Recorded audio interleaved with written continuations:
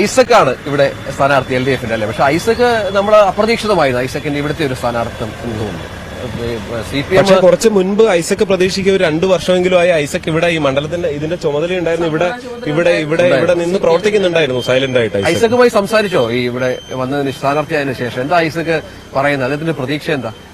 അതിനകത്ത് നേരത്തെ ശ്രീജു പറഞ്ഞതുപോലെ സംഘടനാ ചുമതലയുമായി ബന്ധപ്പെട്ട് കുറച്ച് നാളുകളായി പത്തനംതിട്ടയിൽ നിൽക്കാൻ കഴിഞ്ഞു എന്നുള്ളൊരു ആത്മവിശ്വാസം ഉണ്ടായിരുന്നു അദ്ദേഹത്തിന് എന്നുള്ളതാണ്. പിന്നീട് ഒരുപക്ഷെ നേരത്തെ പറഞ്ഞതുപോലെ തന്നെ പത്തനംതിട്ടയിൽ മത്സരിക്കേണ്ടി വരും എന്നുള്ളൊരു സൂചന അദ്ദേഹത്തിന് ഏറ്റവും ഒടുവിലാണ് കിട്ടുന്നത്. മത്സര രംഗത്തേക്ക് ഇറങ്ങേണ്ടി വരുമെന്നുള്ളത്. ആലപ്പുഴ ഒരു പരിഗണിച്ചേക്കാം എന്നുള്ളൊരു തോന്നലും ഉണ്ടായിരുന്നു. ആലപ്പുഴ ആയിരുന്നെങ്കിൽ കുറച്ചുകൂടി അദ്ദേഹത്തിന് അത് എളുപ്പവുമായിരുന്നു. പിന്നെ സംഘടനാ ചുമതലയുമായി ബന്ധപ്പെട്ട് പാർട്ടിയുടെ ചുമതലയുമായി ബന്ധപ്പെട്ട് ഇവിടെ നിൽക്കേണ്ടി വന്നതുകൊണ്ട് ആ ഒരു ഇടപെടൽ ആളുകൾക്കിടയിലേക്ക് കുറേ പരിപാടികൾ സംഘടിപ്പിച്ചുകൊണ്ട് പോകേണ്ടി വന്നു. അതുമാത്രമല്ല പത്തനംതിട്ട ജില്ലയുടെ ചുമതലയുള്ള സംസ്ഥാന സെക്രട്ടേറിയറ്റ് അംഗമാണ്.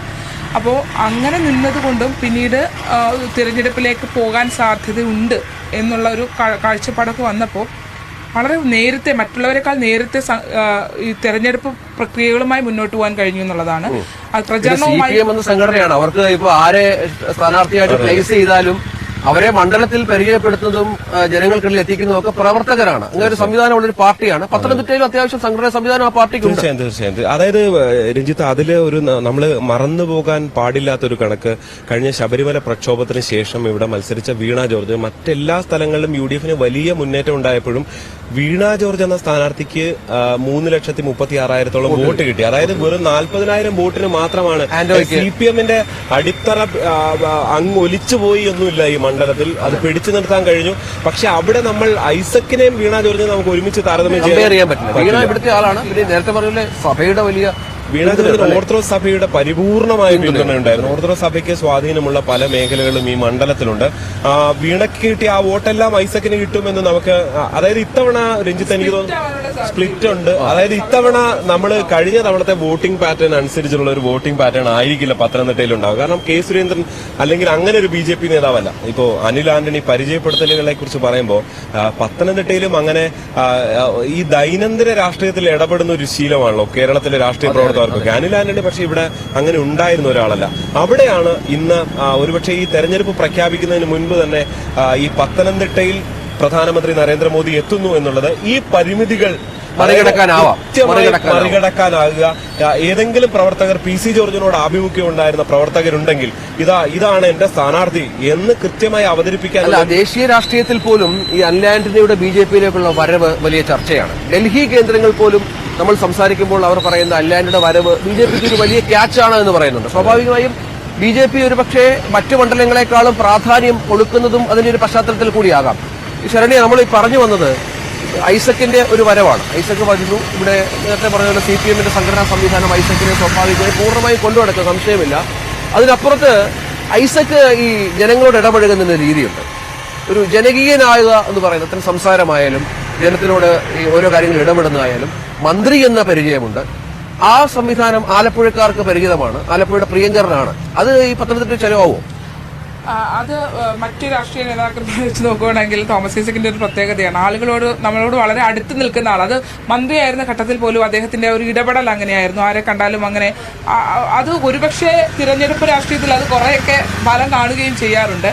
അത്തരം ഒരു ഇടപെടൽ ഇവിടെ ആദ്യഘട്ടത്തിൽ സംഘടനാ ചുമതലയുടെ ഘട്ടത്തിലും നമ്മൾ ഐസക്കിന്റെ പോസ്റ്റുകളൊക്കെ നോക്കുകയാണെങ്കിൽ നമുക്ക് മനസ്സിലാവും. അപ്പോൾ അത്തരത്തിലൊരു ആളുകളെ ചേർത്ത് നിർത്തിക്കൊണ്ടുള്ള ഒരു രാഷ്ട്രീയമൊക്കെയാണ്. പക്ഷേ ഈ പറഞ്ഞതുപോലെ സഭയുടെ വോട്ടുകളടക്കം ഇപ്പോൾ വീണ ജോർജിനെ വെച്ചിട്ട് ഒരിക്കലും തോമസ് ഐസക്കിനെ നമുക്ക് കമ്പയർ ചെയ്യാനേ കഴിയില്ല. കാരണം സഭയുടെ പുത്രിയാണ്. അതുകൊണ്ട് തന്നെ ആ വോട്ടുകൾ എത്രമാത്രം ഇടതുപക്ഷത്തിന് നേടാൻ കഴിയുമെന്നുള്ളതാണ്. പ്രത്യേകിച്ച് ഇപ്പോൾ ഇപ്പുറത്തെ സൈഡിൽ ഈ അനിൽ ആന്റണിയും ഈ ആന്റണിയും ഒക്കെ നിൽക്കുന്ന ഒരു ഘട്ടം വരുമ്പോഴത്തേക്കും വോട്ടുകളൊന്നും ഭിന്നിച്ചു പോകാനുള്ള സാധ്യതയുണ്ട്. അതിനപ്പുറം സക്സസ്ഫുൾ ആയ ഒരു മിനിസ്റ്റർ എന്നുള്ള രീതിയിൽ കേരളത്തിൽ ജനങ്ങൾ അക്സെപ്റ്റ് ചെയ്തൊരു മന്ത്രിയാണ്.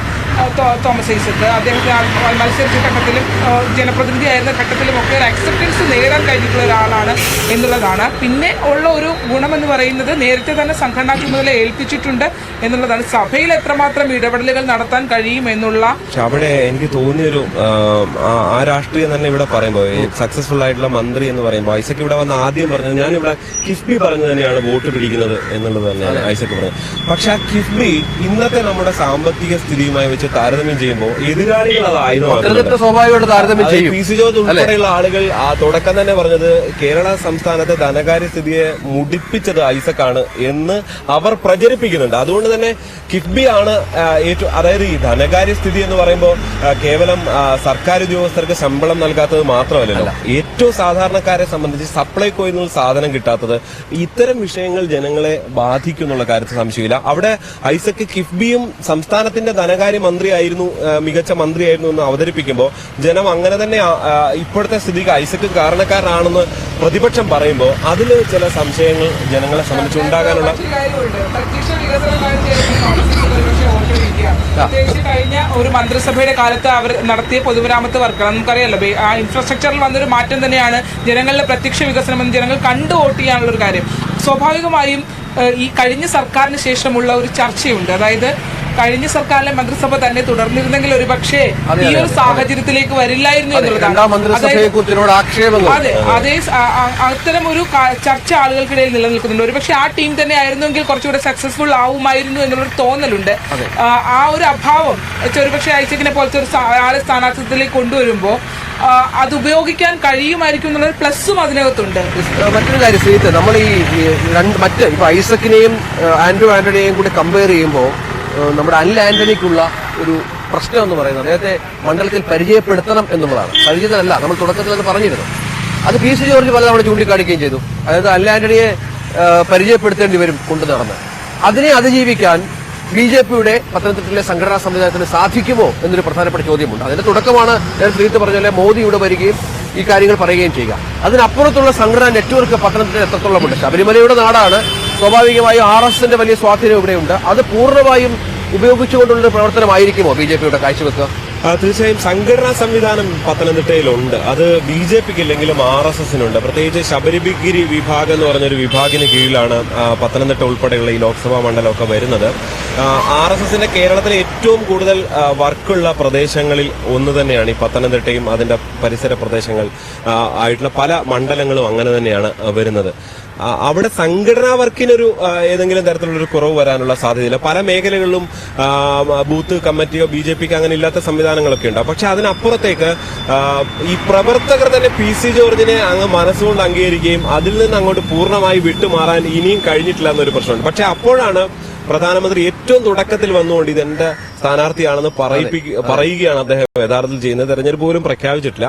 അതോടുകൂടി ഇവിടെ ഒരുപക്ഷെ ഞാൻ പ്രതീക്ഷിക്കുന്നു ബി ജെ പിയുടെ പ്രവർത്തനം കൂടുതൽ ശക്തമാകുകയും ഒരുപക്ഷെ ഒരു അതിശക്തമായ ഫൈറ്റിലേക്ക് കാര്യങ്ങൾ പോവുകയും ചെയ്യും എന്നുള്ള ഒരു പ്രതീക്ഷ തന്നെയാണ് രഞ്ജിത്ത് എന്നെ സംബന്ധിച്ചുള്ളത്. ഇത് നമ്മൾ ഈ ജംഗ്ഷന്റെ പേര് അഴൂർ ജംഗ്ഷൻ. ഇവിടെ നേരെ പോയാല് ഇത് അഴൂരിനുള്ള വഴിയാണ്. കൊടുന്തറ അങ്ങനെ ഒക്കെ പോകും. അഴൂർ കൊടുന്തറ ഭാഗത്തേക്കുള്ള വഴിയാണ്. ഈ പത്തനംതിട്ടയുടെ പ്രത്യേകത വലിയ വിശാലമായ മണ്ഡലമാണ് അല്ലെ. മലയോര പ്രദേശങ്ങളുണ്ട്. ഇല്ലാത്തത് കടൽ മാത്രമാണ്. കടലില്ല. കടലിന്റെ ആവശ്യം പോലെ ഒരുപാട് കടൽ കണ്ടുവരുന്ന ഒരാളാണ് ആലപ്പുഴ. ആലപ്പുഴ കടൽ പറഞ്ഞാണ് ഏറ്റവും കൂടുതൽ ഇപ്പൊ ബി ജെ പി വോട്ട് പിടിക്കുന്നത്. അവിടുത്തെ പ്രധാന വിഷയം തീരദേശ മേഖലയിൽ നിന്ന് പോകേണ്ടി വരുന്നില്ല ഇവിടുത്തെ സ്ഥാനാർത്ഥികൾ. മലയോര മേഖലയിൽ പോകേണ്ടി വരും. കാർഷിക മേഖല ഒരുപാടുള്ള സ്ഥലമാണ്. അപ്പർക്കുട്ടനാടൊക്കെ പക്ഷെ കൊടിയ ചൂടാണ്. ചേട്ടനുണ്ട്. എങ്ങനെയാ ചേട്ടാ, എങ്ങനെയുണ്ട് കാര്യങ്ങളുണ്ട്? കാര്യങ്ങളൊക്കെ കുഴപ്പമില്ലാതെ പോകും. ഇവിടെ എങ്ങനെയാണ് ഒരു മത്സരമൊക്കെ എങ്ങനെയാ? അതിനെ കുറിച്ചൊന്നും പറയാറായില്ല. അങ്ങോട്ട് പ്രചരണം അങ്ങോട്ട് ഉഷാറാവുന്നേ ഉള്ളൂ അല്ലെ? ഈ പ്രധാനമന്ത്രിയൊക്കെ വരുന്നത് ഒരു ഇവിടെ ഒരു പ്രചരണത്തിന് ആവേശം ഉണ്ടാകുമെന്ന് തോന്നുന്നുണ്ട്. ഒരു കഴിഞ്ഞ തവണത്തെ പോലെ ബി ജെ പി ഒരു സ്ട്രോങ് മത്സരം നടത്തുന്നുണ്ടോ? എങ്ങനെയാ തോന്നുന്നത്? അതിനെ കുറിച്ചൊന്നും നമ്മള് എന്തായാലും അദ്ദേഹം വളരെ തുടക്കമാണ്. തെരഞ്ഞെടുപ്പ് അങ്ങോട്ട് ചൂട് പിടിച്ചു വരുന്നത് പ്രഖ്യാപനം പോലും ആയിട്ടില്ല. പക്ഷെ ഇത്തവണത്തെ പ്രത്യേകത അതിനു മുമ്പ് സ്ഥാനാർത്ഥികൾ മിക്ക മണ്ഡലങ്ങളിലും അല്ലെ 12 മണ്ഡലങ്ങളിൽ 13 മണ്ഡലങ്ങളിൽ സ്ഥാനാർത്ഥികൾ പൂർണ്ണമായി പ്രചാരണം ആരംഭിച്ചു. ഒരുപക്ഷെ കുറച്ച് ദിവസത്തിനുള്ളിൽ പ്രഖ്യാപനം ഉണ്ടായേക്കാം. ആളുകള് ഈ പറഞ്ഞ പോലെ സ്ഥാനാർത്ഥികൾ ആ തെരഞ്ഞെടുപ്പ് ചൂടിലേക്കൊക്കെ വന്നു തുടങ്ങുന്നതേ ഉള്ളൂ. പക്ഷേ സ്ഥാനാർത്ഥികളും പാർട്ടികളും ഒക്കെ കാലേ കൂട്ടി പരിപാടികൾ ആരംഭിച്ചു എന്നുള്ളതാണ്. നമുക്ക് എനിക്ക് തോന്നുന്നത് ശരണ്യ ഒരു 10 മണിയൊക്കെ ആവും ഏതായാലും സ്വാഭാവിക ആളുകളൊക്കെ ഈ സ്റ്റേഡിയത്തിലേക്ക് വരാൻ. കാരണം അതുപോലെ ചൂടാണ്, ഇന്ന് കനത്ത ചൂടാണ്. വൈകും 1:30 മണിയാകും പ്രധാനമന്ത്രി എന്നുള്ളതാണ് പറയുന്നത്. നമുക്ക് ഈ പത്തനംതിട്ട ഒന്ന് വിട്ടുപിടിച്ചാൽ കോട്ടയത്തേക്കൊന്ന് പോവാം അല്ലെ? കോട്ടയം മണ്ഡലത്തിലേക്കൊന്ന് പോവാം. കോട്ടയത്ത് സ്ഥാനാർത്ഥി ആയിട്ടില്ല, അത് BDJS സ്ഥാനാർത്ഥി ആയിട്ടില്ല. BDJS സ്ഥാനാർത്ഥി ഇന്നലെ വൈകിട്ടും തുഷാർ വെള്ളാപ്പള്ളി ഇങ്ങനെ സസ്പെൻസുമായിട്ട് നിൽക്കുകയാണ്. തുഷാർ തന്നെയാണെന്നാണ് തുഷാർ പറയുന്നത്. പക്ഷേ എന്തൊക്കെയോ ഒരു സർപ്രൈസ് പോലെ പല എന്താ പറയാ, കുറെ ബിഷപ്പുമാരെ കാണുക, അതിനിടയ്ക്ക് റബ്ബർ വില ഞാൻ 250 രൂപ ആക്കും, അതാക്കിയിട്ട് ഞാൻ സ്ഥാനാർത്ഥി ആവുള്ളൂ, അവിടുന്ന് ഉറപ്പ് കിട്ടണമെന്നൊക്കെ പറഞ്ഞിട്ട് പല തന്ത്രങ്ങളുമായിട്ട് തുഷാർ അങ്ങോട്ടും ഇങ്ങോട്ടും നടക്കുന്നുണ്ട്. ഇന്നലെ ഓർത്തഡോക്സ് സഭ പിന്നെ അദ്ദേഹത്തെ കാതോലിക്ക ബാവയെ കണ്ടിരുന്നു. അങ്ങനെ പല ഓപ്പറേഷൻസുമായിട്ട് സജീവമായിട്ട് നടക്കുന്നുണ്ട്. തുഷാർ കോട്ടയത്ത് തന്നെ ഉണ്ട്, കോട്ടയത്തുണ്ട് സജീവമാണ്. കോട്ടയം ഇത്ര ഗൗരവമായി കാണുന്നുണ്ട് തുഷാർ അല്ലെ? അതായത് കോട്ടയത്തിന്റെ ഒരു പ്രത്യേകത SNDP വോട്ടുകൾ വളരെ ധാരാളമായ ഒരു മണ്ഡലമാണ്. ഒരുപക്ഷെ എനിക്ക് തോന്നുന്നു നമ്മളൊരു ക്രൈസ്തവ കേന്ദ്രം എന്ന് പറഞ്ഞാൽ പോലും ഒരുപക്ഷെ SNDPയുടെ NSSന്റെ കൂടെ വോട്ട് ചേർത്താൽ തന്നെ ആ മണ്ഡലത്തിൽ ഏറ്റവും ഭൂരിപക്ഷം 50% അപ്പുറത്തേക്ക് വോട്ടുകൾ എത്തും. അപ്പൊ നമ്മള് സാധാരണഗതിയിലൊരു ക്രൈസ്തവ സഭകളുടെ ഒരു കേന്ദ്രം എന്ന നിലയിൽ ഒരു ക്രിസ്ത്യൻ വോട്ടുകളുടെ പ്രധാന കേന്ദ്രമെന്ന് കണ്ടാൽ പോലും ഇങ്ങനെയുള്ള വോട്ടുകൾ അവിടെയുണ്ട്. പക്ഷെ ആ വോട്ടെല്ലാം ഇപ്പൊ NSSന്റെ വോട്ടുകളെല്ലാം അല്ലെങ്കിൽ BJP അങ്ങനെയുള്ള വോട്ടെല്ലാം തുഷാറിന് കിട്ടുമെന്ന് ചോദിച്ചു കഴിഞ്ഞാൽ നമുക്കിനിയും കണ്ടറിയണം, അതിന്റെ പ്രചരണമൊക്കെ കണ്ടറിയണം. പക്ഷേ SNDP വോട്ടുകളിൽ തുഷാർ കാര്യമായി കണ്ണുവെക്കുന്നുണ്ട്. പ്രത്യേകിച്ച് SNDP ശാഖായോഗങ്ങളിലൊക്കെ കമ്മിറ്റികൾ വിളിക്കുകയും അവിടെ അത്തരത്തിലുള്ള പല ഓപ്പറേഷൻസും അദ്ദേഹം നടത്തിക്കൊണ്ടിരിക്കുന്നുണ്ട്. തെരഞ്ഞെടുപ്പിന്റെ ഘട്ടത്തിലേക്ക് വരുന്നതിന് മുമ്പല്ല കേട്ടോ, അല്ലാതെ ഏകദേശം 1 വർഷത്തിന് മുകളിലായിട്ട് തുഷാർ അവിടെ കോൺസെൻട്രേറ്റ് ചെയ്യുന്നുണ്ട്. അവിടെ മത്സരിക്കാനുള്ള ഒരു തയ്യാറെടുപ്പിൽ തന്നെയായിരുന്നു. അപ്പോൾ തുഷാറുമായി സംസാരിക്കുമ്പോൾ അദ്ദേഹം പറയുന്നത് താൻ സംഘടനാ ചുമതലയൊക്കെ ഉണ്ട്, അതുകൊണ്ട് മത്സരിക്കുന്നില്ല എന്ന് അറിയിച്ചിട്ടുണ്ടെന്നൊക്കെ കേന്ദ്രത്തോട് പറയുന്നുണ്ടെങ്കിൽ പോലും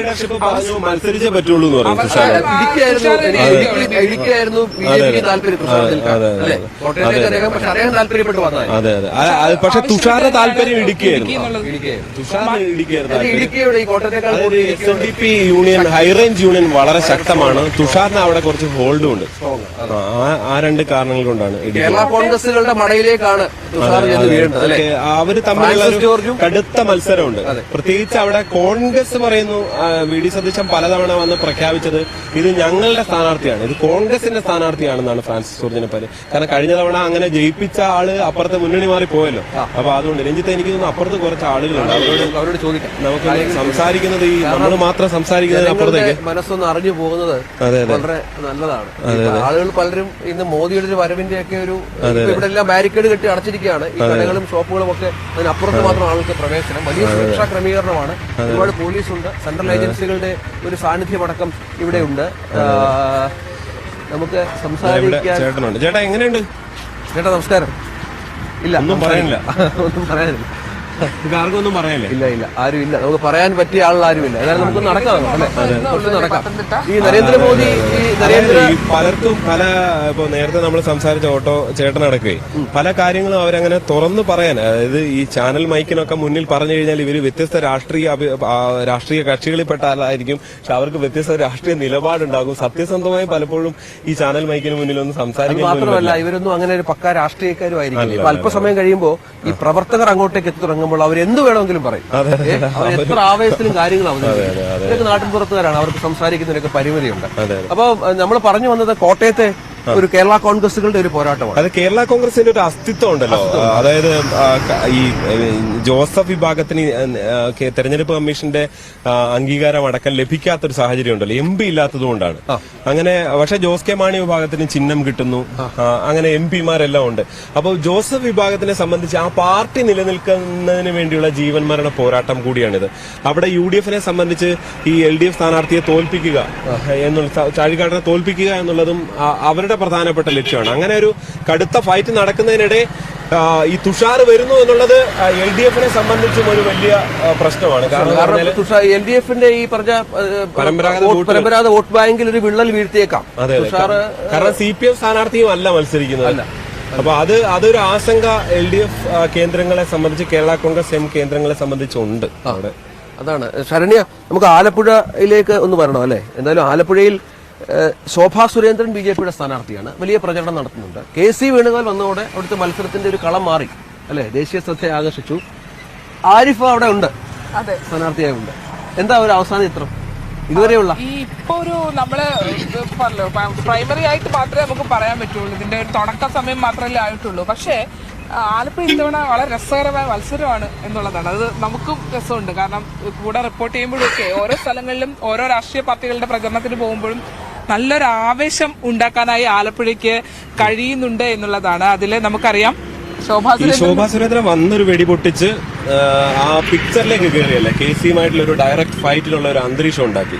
അതെ, ഇതിനകത്ത് സുഹൃത്തെ ഇപ്പോ നമ്മൾ നോക്കുമ്പോഴേ ഇവിടെ ടാർജറ്റ് വരുന്നത് LDF ടാർജറ്റ് ചെയ്യുന്നത് KCനെയാണ്, NDA ടാർജറ്റ് ചെയ്യുന്നത് KCനെയാണ്. ഒറ്റ ടാർജറ്റേ ഉള്ളൂ അവിടെ. KC ഒരു വലിയ വൻമരമാണ്. KC ഒരു വലിയ ഇന്ത്യൻ രാഷ്ട്രീയത്തിലെ തന്നെ വളരെ പ്രധാനപ്പെട്ട ഒരാളായതുകൊണ്ട് ഉള്ള ഒരു വ്യത്യാസം കൂടി അവിടെയുണ്ട്. അപ്പൊ KC അടിച്ചാലേ അത് വിരുദ്ധമായിട്ടുള്ള വോട്ടുകൾ പിടിക്കുക എന്നുള്ള ലക്ഷ്യം ഉണ്ടാവും. അത് ഈ കരിമണലിന്റെ വിഷയം തന്നെ നമ്മൾ പരിശോധിക്കുകയാണെങ്കിൽ ശോഭാ സുരേന്ദ്രൻ എപ്പോഴും കരിമണലിനെ കുറിച്ചാണ് പറയുന്നത്. കരിമണലിന്റെ വിഷയം നമ്മൾ പരിശോധിക്കുകയാണെങ്കിൽ ഈ കരിമണൽ സത്യം പറഞ്ഞാൽ സർക്കാരിനെതിരെയാണ് അവിടെ ഏറ്റവും അധികം സമരം നടക്കുന്നതും.